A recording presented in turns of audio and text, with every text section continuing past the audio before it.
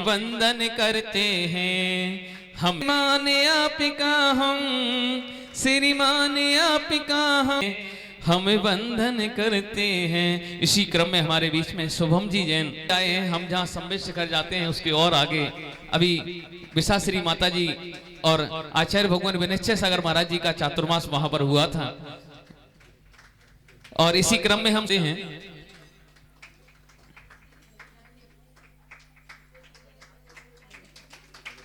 और हमारे दिल्ली से भिंड के ही निवासी हैं, वो दिल्ली पहुंच गए हैं। एक बार वो भी टीपू भाई सम्मान करेंगे हमारे हम स्वागत करते हैं, अभिनंदन करते हैं और करना चाहती है। एक बार आपकी तालियों की गड़गड़ाहट बहुत कमजोर है।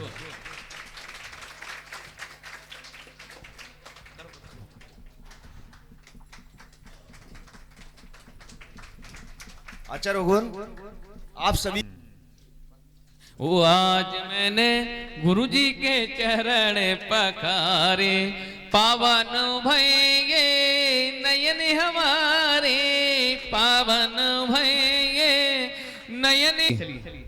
जिनवाणी जग मैया जन्म दुख मैट दो, जिनवाणी जग मैया जन्म दुख मैट दो, जिनवाणी जग मैया जन्म दुख मैट दो, जन्म दुख मैट दो, मरण दुख जग मैया जन्म दुख मैट दो, जिनवाणी जग मैया जन्म दुख मैट दो। श्वास श्वास में तुझे बसाए हे जिनवाणी माँ, बार बार हम शीश झुकाए हे जिनवा की, रज धूल जो मिल जाए सच कहता हूँ गुरुवर, तकदीर बदल जाए।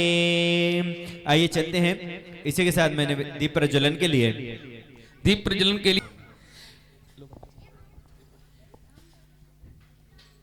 रुचिर दीप्तिकरम शुभ दीपकम सकल लोक सुखाकरम उज्ज्वलम, तिमिर जाल हरम प्रकरम साधु जी जैन, विनोद कुमार जी जैन, आशु जैन, अविनाश जैन, बंटी जैन, एक और जोरदार ताली बजाइए। राजेश जी जैन, हमने आचार्य श्री के सानिध्य में महामस्तकाभिषेक एक राशि रखी थी जिसके माध्यम से हमारे पास जो नाम आए हैं उनके नाम हम बोल रहे हैं। श्रीमान महेंद्र कुमार जी जैन, सैलू जैन LIC, हिमांशु, विनोद कुमार जी जैन, हिमांशु जैन दिल्ली, श्रेयांश, श्री स्वरूप चंद जी जैन, श्रेयांशी जैन किला गेट, श्रीमान महावीर प्रसाद जी जैन, प्रदीप जी जैन किला गेट, श्री मुकेश जी जैन मामा मिष्ठान भंडार, विकास जी जैन भारौली भूता बाजार, विकास जी जैन लाहर चुंगी, मनीष जी जैन वीरेन वाटिका, विपिन जी जैन अमित इलेक्ट्रॉनिकल्स, अभिषेक जी जैन मंजू जैन लाहर चुंगी, राजीव जी जैन, आयुष जी जैन सदर बाजार भिंड, सौरभ जी जैन, ऋषभ जी जैन, शिवांश जी जैन फूप भिंड, नितिन जी जैन रॉकी भैया बेंगलोर, गजेंद्र जी जैन, ऋषभ जी जैन, संभव जी जैन गौरी किराना भिंड, पीयूष जी जैन, प्रीति जैन, अरिंजय जैन फिरोजाबाद, जितेंद्र जी जैन बजरिया, राजेंद्र जी जैन, अमित जी जैन मंडल अध्यक्ष पूर्व किला रोड भिंड, सुभाष जी जैन कुनेरा वाले बीरन भटका भिंड और पंकज जी जैन दिल्ली भिंड। इन्होंने महाअभिषेक में अपनी कलश बुक किए। एक बार उनका तालियों के साथ उनका हम स्वागत अभिवंदन करते हैं।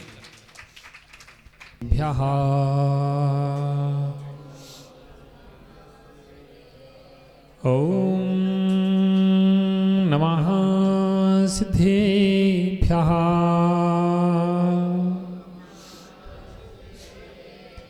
ओम नमः सिद्धेभ्यः।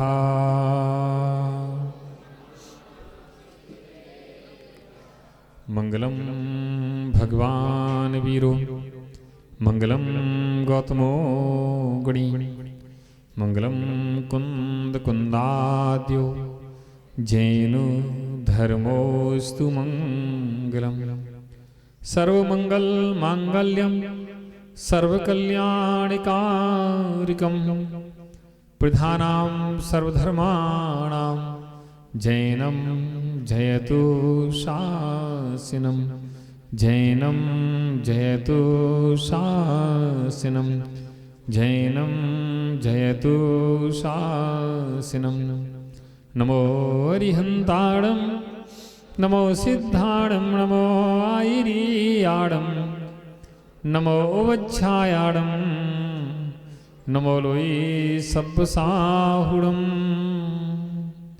जब बोलिए अनंतानंत सिद्ध परमेष्टि भगवान की, जब बोलिए आदि ब्रह्मा आदिनाथ भगवान की, जब बोलिए श्री शांतिनाथ भगवान की, जब बोलिए चिंतामणि पार्श्वनाथ भगवान की, जब बोलिए वर्तमान शासनायक महावीर भगवान की, 2400 तीर्थंकर भगवान की, जब बोलिए परम पूज्य तपस्वी सम्राट आचार्य गुरु वृक्षवाट सन्मति सागर जी महाराज की, आचार्य शिक्षवाट सुनील सागर जी महाराज की, द्वादशांग आचार्य शिक्षवाट विराग सागर जी महाराज की, आचार्य शिक्षवाट विशुद्ध सागर जी महाराज की, द्वादशांग जिनवाणी माता की।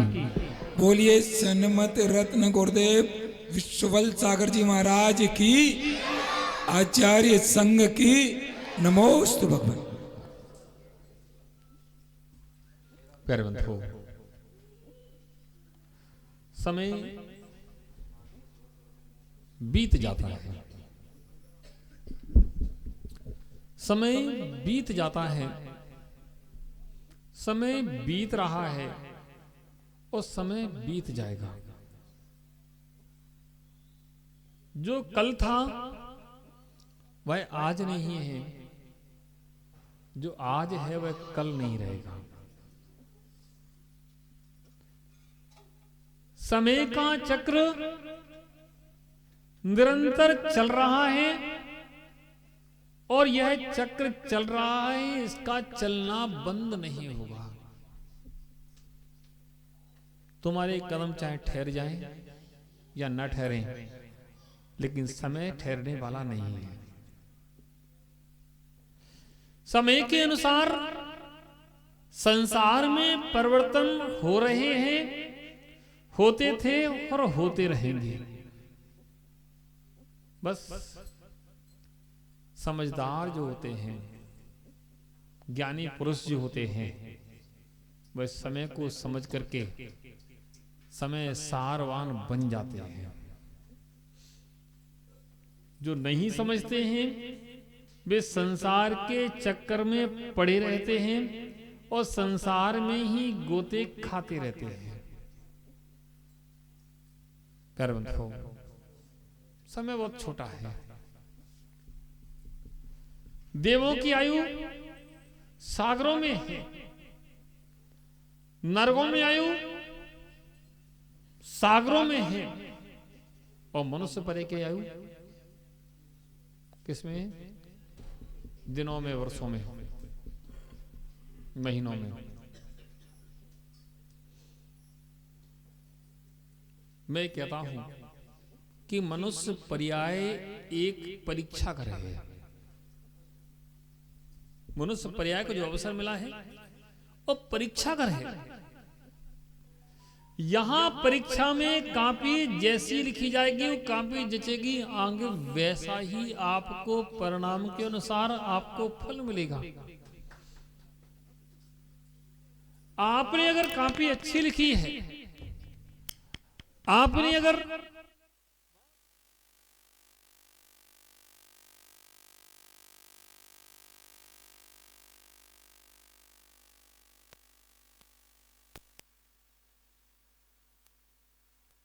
जाती है, कॉपी में जो लिखा जाता है उसी के अनुसार उसका फल परिणाम मिलता है। प्यारे बंधुओं, कि आज हम प्राप्त कर रहे हैं और आगे जो लिखेंगे उसका ही हम फल प्राप्त करेंगे। स्कूल 1 वर्ष चलता है और परीक्षा कितनी देर होती है? कितनी देर? 3 घंटे। 3 घंटे का समय मिलता है उस समय। 3 का मिलता है कि 2 का मिलता है? 3 घंटे का। वर्ष भर परीक्षा होती है, पढ़ाई होती है, और परीक्षा का समय 3 घंटे का है। 3 घंटे में आपने कॉपी में क्या लिखा है उसके अनुसार आपका रिजल्ट बन जाएगा। ऐसे ही मनुष्य पर्याय में यहां बैठे हैं, 3 घंटे कह दो, 30 दिन कह दो, 30 वर्ष कह दो, 60, 70, 80 या 100 वर्ष कह दो, वो 3 घंटे के बराबर ही है। अब हमें विचार करना है कि हमने इस पर्याय में आकर के कुछ अपने लिए किया कि नहीं किया। कहीं ऐसा तो नहीं कि हमारा समय ऐसे ही निकल रहा हो, ऐसे ही बीत रहा हो। अधिकांश लोगों के समय ऐसे ही बीत जाते हैं। संसार की व्यवस्थाओं को बनाते बनाते ही उनका सारा जीवन निकल जाता है। मेरे पास लोग आते, मैं उनको देखता हूं, थोड़ा दया आती है देख करके कि इनको कैसे समझाएं, कैसे बताएं कि तुम्हारा समय निकल रहा है। मुझे इसका करना, मुझे उसका करना है, मुझे इसका करना, उसका करना है, इसका उसका करते करते, भाई क्या नाम तुम्हारा? जीतू भाई। इसका उसका करते करते सारा जीवन बीत जाता है। एक दिन कब निकल जाता है पता नहीं चलता है। एक महीने कब निकल जाता है पता नहीं चलता। एक वर्ष भी कब निकल जाता है पता ही नहीं चलता है। उस समय आ जाता है कि चलने का, और हम लोग चलने के लिए तैयार हो जाते हैं। और सूरजमल जी बैठे हैं, सूरज नाम है तुम्हारा? सूरज जी बैठे हैं। इनको मैं देखता हूं, जब मुझे इतनी खुशी है, कम से कम चल तो रहे हैं, मंदिर तो आ रहे हैं।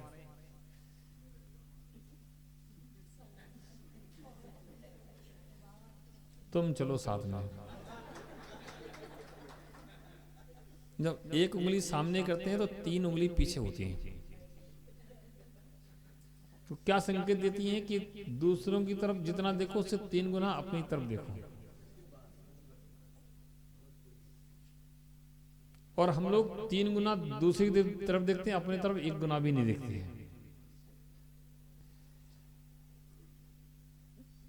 शरीर जब तक शिथिल ना पड़ जाए, जब तक शरीर में बुढ़ापा ना आ जाए, जब तक शरीर में रोग ना लग जाए, उसके पहले पहले अगर हमने विचार कर लिया, हमने हित सोच लिया, तो हमारा कल्याण हो जाएगा।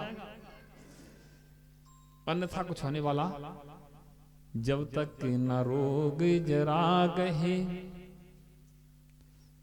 जब तक न रोग जरा गहे, तब तक झटती निज हित करो।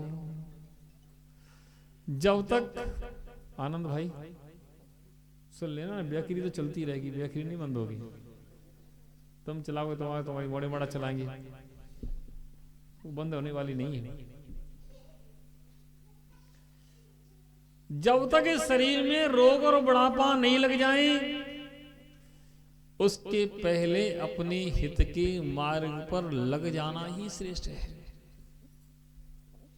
कभी कभी जैसे माँ होती ना, माँ छोटे बच्चे दूध पिलाती तो बच्चा दूध नहीं पीता, मुझे नहीं पीना है, तो माँ क्या करती है, नाक बंद करती है चम्मच से, और जब अंदर पहुंच जाता है, उसको जब पेट भर जाता तब तो उसको तुष्टि संतुष्टि मिलती है, जबरदस्ती पिलाया जाता है। ऐसी कभी कभी इस मार्ग की घुट्टी भी जबरदस्ती पिलाई जाती है। अब प्रवीण भाई बैठे ना, प्रवीण, जब हमारा चातुर्मास ग्वालियर हुआ था ना, ग्वालियर, तब मेरे पास आते थे। मनोरमा जी कहती है, महाराज इसको सुधारो, ये मंदिर नहीं जाता है, इसको सुधारो। तो मैंने कहा मंदिर नहीं जाता है तो मैं क्या कर सकता हूँ, तो महाराज आपके हाथ में है, तो मैंने कोशिश करूंगा। तो धीरे धीरे आना जाना चालू हुआ, मेरे पास उठना बैठना चालू हुआ। फिर मैंने कहा मंदिर जाया करो, मंदिर जाना चालू हुआ। मंदिर जाते तो थे लेकिन डेली नहीं जाते थे शायद, है ना, अस्त व्यस्त था। तो मैंने कहा तुम भाई मंदिर जाया करो, तो मंदिर जाना चालू किया। और फिर जब दिवाली का समय था, पीछी परिवर्तन होना था, तो मैंने प्रवीण से कहा, प्रवीण एक काम करो, तुम मेरी पीछी ले लो पुरानी, कि महाराज दे दो, इससे अच्छी कौन सी बात है, आपकी पीछी मिल जाए, इससे अच्छी कौन सी बात है। मैं नियम संयम लेना पड़ेगा। बोली महाराज क्या लेना पड़ेगा। हमने कि 2 प्रतिमा की व्रत लेना पड़ेगा। बोले 2 प्रतिमा की व्रत ये क्या होती है, मैंने नाम ही नहीं सुना। मैंने कि ऐसे ऐसे व्रत लेना पड़ेंगे, ऐसे ऐसे रहना पड़ेगा, ऐसे ऐसे खाना पड़ेगा, कि महाराज वो नहीं बन सकता है। इसको समझाने में 5 दिन लगे। साधना को भी बुलाया, साधना को इनको दोनों को समझाया, 5 दिन लगे। और 5 दिन बाद तैयार हो गए कि हम 2 प्रतिमा के व्रत ले लेंगे। और 2 प्रतिमा के व्रत लेने के बाद जब पीछी परिवर्तन हुआ, उनको पीछी मिल गई। और फिर तीसरे दिन आए, महाराज वो नहीं बनेगा हमसे। मैंने कहा सौदा ले लिया तुमने, पैसा दे दिए, सौदा ले लिया, वापस ये दुकान वापसी की नहीं होती, वापस नहीं होता है। यहाँ वापसी की सौदा नहीं होती, यहाँ तो काम हो गया। महाराज पीछे भी वापस ले लो, ये भी वापस ले लो। मैंने कहा ये नहीं हो सकता है, वो तो पूरा हो गया। अब ये दोनों जने इतने रोए, इतने रोए। और उस दिन का मैं ही कह सकता हूं, मैंने कैसे इनको समझाऊं कि लिए गए व्रत वापस नहीं किए जाते हैं। मैंने इनसे कहा काम करो, तुम 6 महीना पालन कर लो और 6 महीने बाद वापस कर देना। केवल 6 महीने कर लो। जब 6 महीने पूरे हो गए तो मैंने कहा मेरे व्रत वापस कर दो। कि महाराज क्या वापस कर दो, अब कुछ नहीं वापस होगा, अब तो जैसा है वैसे ही रहेगा। और आज लगभग 10 साल हो गए हैं, आज तक व्रतों का पालन चल रहा है। खुशी होती है, भले ही उस समय जबरदस्ती दिए गए थे। आज आगे कहते कि महाराज आपने मेरे जीवन को स्वर्ग बना दिया। मैं कहां कचड़े के डिब्बे में पड़ा था, कहीं भी जाओ कुछ भी खा लो, कहीं भी खा लो, कैसा भी खा लो, कैसे भी चले जाओ। भले ही जब बालपना होता है तब समझ में नहीं आता, लेकिन धर्म की महिमा समय जब हम उसको आगे बढ़ जाते तो अपने आप समझ में आती है। इनकी मां मनोरमा मेरे पास जब मैं घर में था, एक दिन दुकान पर बैठा था तो पहुंची कि भैया जी मेरे मंदिर में अभिषेक करने वाला कल कोई नहीं है। ने मतलब कि एक पुजारी है जिसको पेमेंट दिया जाता है, वो अभिषेक करता है और कोई अभिषेक करने नहीं आता है। और उसके यहां भी सूतक हो गई है और कल अभिषेक करने वाला कोई नहीं है। आपको अभिषेक करने कल मेरे मंदिर में आना है। नहीं तुम्हारा मंदिर कहां बना है? मैंने मेरा नहीं, मतलब भगवान का मंदिर। तो ने कहा कि ऐसे ऐसे मंदिर में, मैंने कहा एक पुजारी भी नहीं है कि हमारा कोई नहीं आता है, मंदिर सूना साना पड़ा रहता है। मैंने ठीक कल मैं आऊंगा। मैं उस मंदिर में गया, उस समय देखा तो कोई मंदिर में व्यवस्था व्यवस्थित नहीं थी, लाइट भी नहीं थी, लाइट भी कटी हुई थी, बहुत सारी व्यवस्थाएं अव्यवस्थाएं थी। 2-4 दिन में गया, चर्चाएं हुई, देखा, समझा। उसके बाद महिला मंडल का गठन हुआ, मनोरमा जी उसकी अध्यक्ष बनी और आज तक अध्यक्ष है, वो आजीवन अध्यक्ष है।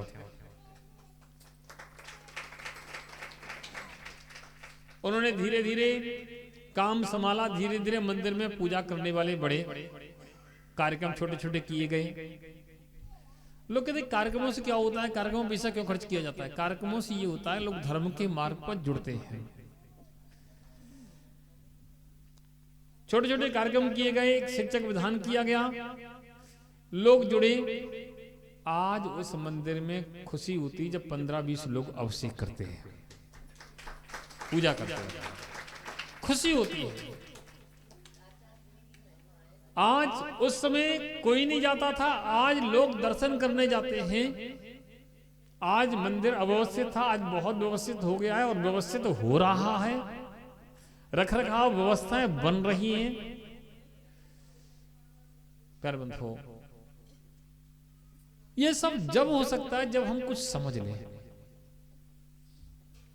हम केवल अपना ही देखते रहें, अपने परिवार को ही देखते रहें और कुछ नहीं देखें। अपना घर और अपना परिवार, अपना पेट देखने वाले दुनिया में बहुत होते हैं, लेकिन अपने आत्मा को देखने वाला, अपने धर्म को देखने वाला, ऐसे लोग दुनिया में कम होते हैं। हर व्यक्ति के अंदर धर्म की भावना जब भर जाती है तो बहुत जीवन का विकास होना अपने आप प्रारंभ हो जाता है। हम लोग धर्म तो करते रहे, धर्म की भावना से भर नहीं पाते हैं।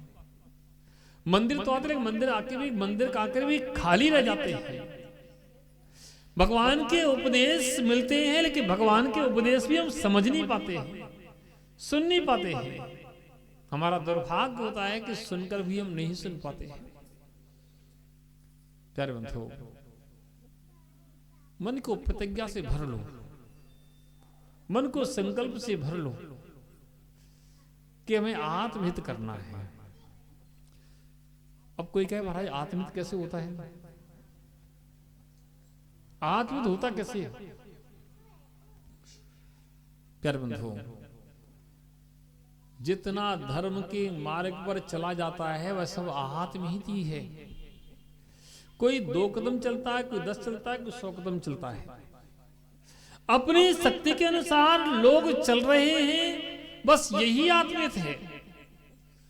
आप भगवान के दर्शन करते हो, ये भी तुम्हारा आत्मा के हित के लिए मार्ग है।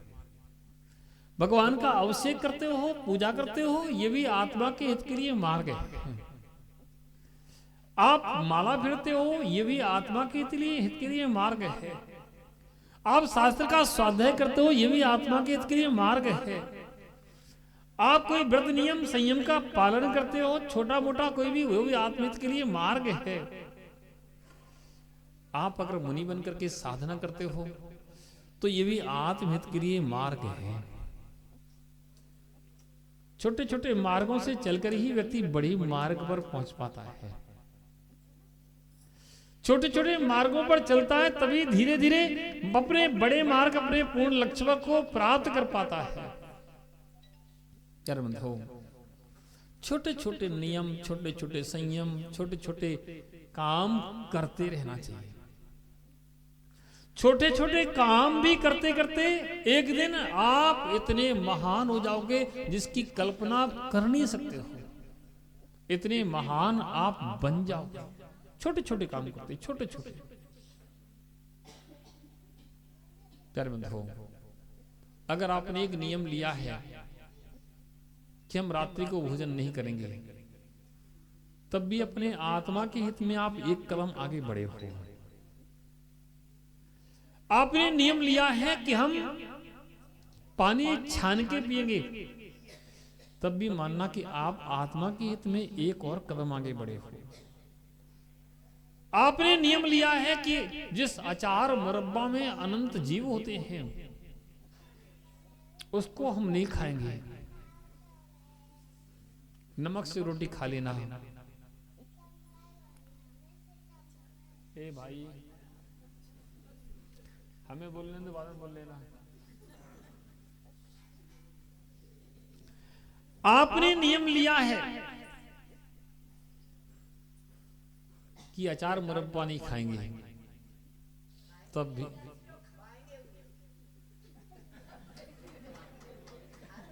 अगर ऐसा नियम लिया है तब भी आप एक कदम आगे बढ़े हो। सुनना, समझना। मैं बिल्कुल सत्य कह रहा हूं।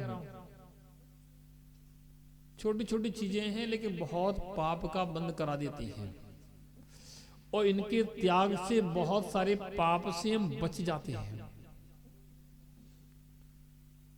लोग बड़ी प्रेम से कोई मेहमान आ जाता तो अचार दे देते हैं, सब्जी भी लो अचार भी लो। नमक से रोटी खा लेना, नमक से रोटी खा लेना, लेकिन अनंत जीवों के भंडार स्वरूप अचार से रोटी कभी मत खाना। बहुत कड़वा सच कह रहा हूं। पता नहीं पड़ता है कहां हम पाप का बंद करते हैं। छोटे छोटे चीजें हैं कि महाराज जब कभी सब्जी नहीं बची तो अचार से काम चल जाता है। अब घर में मान लो कोई व्यवस्था नहीं, चलो अचार निकाले, 2 चम्मच रखा और काम चल गया। अरे काम नहीं चल गया, तुम्हारा काम तमाम हो गया। तुम्हारी आत्मा का अहित हो गया। वहीं तुमने विचार किया होता कि अरे जब सूक्ष्मदर्शी यंत्र पर वह रखा जाए और देखा जाए उसमें कितने जीव हैं, तो अनंत जीव बिलबिलाते हुए तुम्हें दिखेंगे। अनंत जीव बिलबिलाते दिखेंगे उसमें। लेकिन हम लोगों को ज्ञान है नहीं है, तो अचार तो अमिया का जब सीजन आता तो डिब्बा भर के रख दिए जाते हैं। और आजकल तो बाजार का आने लगा। अब तो पता नहीं कौन कौन सी कंपनियों का पैर बंद हो। सोचो इतने सारे पाप तुम बंद कर लेते हो और पता ही नहीं चलता कब कर लेते हो। जब मेहमान आ जाएं तो कुछ अलग से व्यवस्था बनाना पड़ती है, तो सारा कुछ ना कुछ रखना पड़ता है। प्यार बंधु सब करना। 24 घंटे तक अचार की मर्यादा होती है, आप खा सकते हो। और 24 घंटे के बाद उसमें जीवों की उत्पत्ति प्रारंभ हो जाती है। कोई मुझसे कह रहा था महाराज अचार तो जितना पुराना होता है उतना ही अच्छा लगता है। जितना पुराना होता है उतना ही अच्छा लगता है। मैं सही कह रहे हो, तुम गलत नहीं कह रहे हो, क्योंकि उतने ज्यादा जीव उसमें पड़ गए हैं और जीवों के पड़ने से जीवों ने उस अचार को खाना प्रारंभ किया, वो उसमें मर गए और उनका कलेवर उसमें रखा है, वो तुम्हें अच्छा लग रहा है। उनका शरीर उसमें रखा है, अचार तो खत्म हो गया, वो तो उनका शरीर रखा है, तभी गुदगुदा गुदगुदा दिखता है। कैसा दिखता है? छू के देखो ऐसे गुदगुदा। शुरू में गुदगुदा नहीं दिखेगा, टायर्ड दिखेगा। फिर जैसे हम अपने हाथ छूते हैं ऐसे गुदगुद गुद दिखते ना, ऐसी वो दिखता है गुदगुदा गुदगुदा। एक अच्छी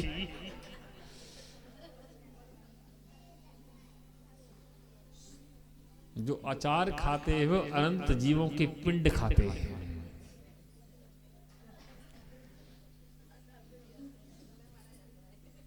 मैं सही कह रहा हूं, बिल्कुल कड़वा सत्य है।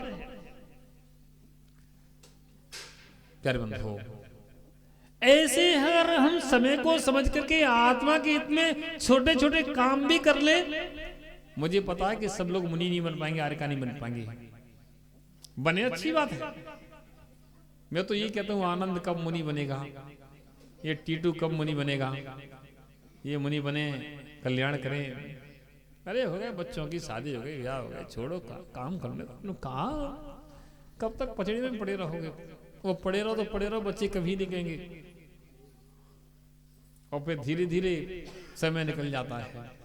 प्यारे बंधुओं, कहने का तात्पर्य कि हम छोटे छोटे नियम ले, छोटे छोटे नियम ले, छोटे छोटे नियम से अपने आप को धर्म से बांधें। जब हम तक धर्म से बांधेंगे नहीं, अपने आप को बांधेंगे नहीं, तो हम आगे कैसे बढ़ेंगे?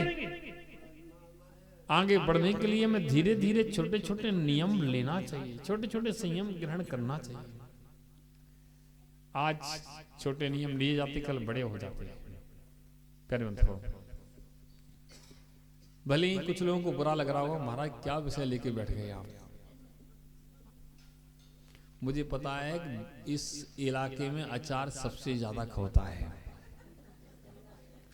ऐसा कोई घर होगा शायद जिस घर में अचार का डिब्बा नहीं रखा हो। एक आधी घर ऐसा होगा जिस घर में अचार का डिब्बा ना हो, सब घर में अचार के डिब्बे मिलेंगे। कभी हम मंगाएंगे वो यंत्र, सूक्ष्मदर्शी यंत्र, उसमें तुम्हारा अचार रख के दिखाएंगे तुम्हें, देखो तुम ही देखो अपनी आंखों से, तुम जो खाते हो देखो। पैर बंद हो। ऐसे अचार ही नहीं, बहुत सारी चीजें ऐसी हैं जो हमारे खाने योग्य नहीं है। एक तो उदाहरण दिया, बता दिया, हम लोग मनुष्य हैं, बुद्धिजीवी हैं, विवेकी हैं, जिन शासन में जन्म लिया है, जिन वाणी के माध्यम से बहुत चीजों का हमें ज्ञान है, इतना होते हुए भी हम अंधे बने रहे, तो ये हमारा दुर्भाग्य है। अंधे बन के जीवन मत जीना, ज्ञान रूपी नेत्रों को खोल करके जीवन जीना, तो तुम्हारा जीवन महान बन जाएगा। अन्यथा तुम जैसे कितने आए हो कितने चले गए, फिर दुर्गतियों के पात्र बन जाएंगे। मैंने कहा नहीं, मनुष्य पर्याय तुम्हारे लिए परीक्षा की घड़ी है। अच्छी परीक्षा दोगे, अच्छी चीज लिखोगे उसमें, तो आगे अच्छा भाव मिलेगा। नहीं, अचार मुरब्बा खाने वालों को तो वो कीड़े मकोड़ों का ही जीवन मिलेगा। तो देखिए ना, इल्लियां रंगती हैं चावल में, इल्लियां देखिए चावल में रखती हैं। चावल में क्या करते हो आप लोग, क्या करते हैं? ऐसा निकाला, उधर डाल दिया, फिर दोबारा देखते हो उसका क्या हुआ। और तुम तो निकाल भी देते हो। वो होटलों पर जो चावल बनते हैं ना, वो तो उठाया, पैकेट खोला और डाल दिया। जो दाल बनती ना, मैंने देखा अपनी आंखों से, जब मैं बहुत पहले घर में था, सुबह जाते थे जब दूध लेने के लिए, तब किसान के जब भोजन मिलता ना, वो दाल डिब्बे से निकाली ऐसी डाल दी, चावल डिब्बे से ऐसी डाल दिया।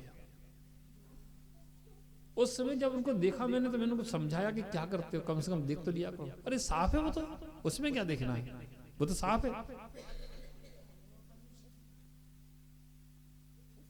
ओहो प्यार बंधु, कितने सारे पाप का उपार्जन कर लेते हैं। प्यार बंधु, मैं कहता हूं कुछ कर पाऊं न कर पाऊं, लेकिन इन चीजों से बचने का प्रयास जरूर करो।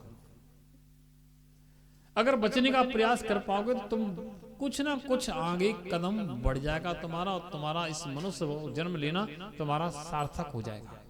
प्यार बंधु, समझदार के लिए ये सारा ही काफी है। वो यहाँ के लोग, सब लोग समझदार है ना? कौन कौन समझदार है? अब डर लग रहा है महाराज त्याग नहीं कराते। त्याग तो हम कराते ही नहीं है। हम तो ये कहते हैं वस्तु तत्व का ज्ञान करो। जब तुम्हारी समझ में आएगा तब तुम मन से करोगे तो त्याग कहलाएगा। हाँ, कभी कभी जबरदस्ती घुटी पिलाना पड़ती है, योग्यता देखिए पिलाई जाती है, जैसे प्रवीण को हमने पिलाई थी, वो बात अलग है। लेकिन त्याग मन से जो किया जाता है उसका फल अलग होता है। प्यारे बंधुओं, आप लोग अपनी शक्ति के अनुसार धर्म धारण करें। समय निकल जाता है पता नहीं चलता, निकल जाएगा पता भी नहीं चलेगा। कितने वर्ष निकल गए, जुड़ लो अपनी अपनी, पता चले क्या? आगे भी नहीं चलेंगे, ऐसे ही निकल जाएंगे, ये पूरे ना निकल पाए। इसलिए अपने मार्ग पर आगे बढ़ें। सबके लिए मंगल आशीर्वाद है। और साथ में ये कहना है कि बारासों क्षेत्र में भव्य पंचकल्याण प्रतिष्ठा होने वाले हैं, भव्याति भव्य। जब आप देखोगे 24 सौदर मंद खड़े हैं, 24 कुबेर हैं, 24 यज्ञ नायक हैं, अपने अपने सबके पास वर्तमान हैं, 24 विधि नायक हैं। कितने विधि नायक? आपने एक विधि नायक देखिए, या 24 विधि नायक हैं। ऐसे 24 विधि नायक पर अपने अपने परिकर के साथ में सौधर्मेंद्र, माता पिता, कुबेर आदि हैं, वो अपनी अपनी क्रियाएं कर रहे हैं। तब सोचो कितने आनंद का वह विषय होगा। लोग महाराज मंच में बन जाएंगे सब लोग। जब सम्मेद शिखर में विधान हुआ था उस मंच पे 1200 लोग बैठे थे। कितने लोग थे? 1200 मंच पर थे और नीचे तो हजारों की संख्या में कितने थे पता नहीं। 10,000 लोग उस विधान में बैठे थे। और यहां मंच बरासों में भी ऐसा ही विशाल मंच बनने जा रहा है। भव्य विशाल मंच होगा, क्योंकि जगह भी बहुत है, लंबी चौड़ी। भव्य विशाल मंच होगा, भव्य विशाल तैयारियां होंगी, सारी तैयारियां बढ़िया होंगी, चल रही हैं। कोई मुझसे कह रहा था कि महाराज कैसे होगा, वहां तो धूल उड़ रही है भाई। हमने तुम चिंता मत करो, चिंता मत करो, यहां तैयारी रातों रात होती है और काम चालू हो जाता है। श्रावस्ती पंचकल्याणक थे, श्रावस्ती में पंचकल्याणक थे। 11 तारीख से पंचकल्याणक था और 9 तारीख को टेंट का नाम नहीं था वहां। क्यों? बाढ़ आई हुई थी, सारा अस्त व्यस्त पड़ा था। मैदान में जहां पाइप रखो वहीं पाइप अंदर धस जाता था। कमेटी के लोग पूरे परेशान थे कि महाराज कैसा होगा, अब तो बदनामी होगी। मैंने टेंशन मत लो, टेंशन मत लो। बस 9 तारीख को शाम को मैंने कहा जाओ अपने संभावना भगवान पे श्रीफल चढ़ा के जाओ, और मैंने कुछ बताया कैसा कर लेना, जाओ। उन्होंने जाके श्रीफल चढ़ाया। अगले दिन ऐसा काम चालू हुआ, ऐसा काम चालू हुआ कि कम से कम 20-50 ट्रैक्टर दौड़ रहे थे दमादम। कहां से क्या हो गया पता ही नहीं। और एक दिन के अंदर जो टेंट 10 दिन में लगता है, वो एक दिन के अंदर लग करके तैयार हो गया और भव्य पंचकल्याण हो गया। ऐसे ही तुम चिंता मत करना। अभी जो कुछ लोग कह रहे थे मेरे महाराज क्या स्थान चेंज हो गया क्या, हवा चल रही है? तो मैंने कहा हवा तो चलने दो, हवा ऐसी चलती, हवा कभी ऐसी थोड़ी चलती है, कभी ऐसी चलेगी, कभी ऐसी चलेगी, वैसी चलेगी, चलने दो। इन हवाओं की चिंता नहीं करते हैं अपन, हवाओं की चिंता नहीं करना है, हवाओं को चलने दो। पंच कल्याण भव्यता से होगा होगा होगा। और सबको आनंद आएगा, सब लोग कहेंगे कि हाँ उस पंच कल्याणक में मुझे आनंद आया है। ऐसे भव्य पंच कल्याणक वहां होंगे और आप लोगों को आनंद आएगा। बस तैयारी कर लो, कमर कस लो। अच्छा एक बात बताओ, आप कुछ पूछ लें?